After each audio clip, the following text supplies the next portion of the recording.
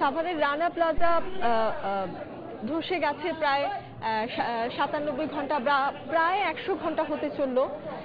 তো এখনো পর্যন্ত যদি একটি হিসাব করি ৯৭ থেকে ১০০ এরকম একটি সময় হবে। এর মধ্যেই এখনো উদ্ধার কাজ চলছে এবং এর মধ্যেই যে ভবনের মালিক একটা দাবি ছিল তাকে গ্রেফতার করা হয়েছে। সোহেল রানাকে গ্রেফতার করা হয়েছে দুপুরে বেনাপোল সীমান্ত থেকে।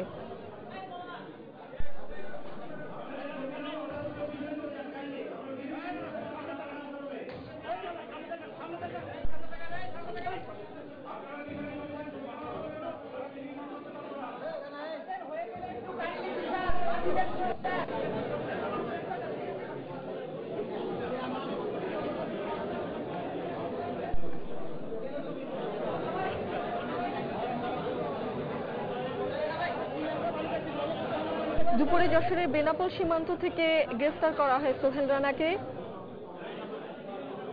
বেনাপোল থেকে একটি হেলিকপ্টারে করে তাকে যশোর থেকে একটি হেলিকপ্টারে করে পুরাতন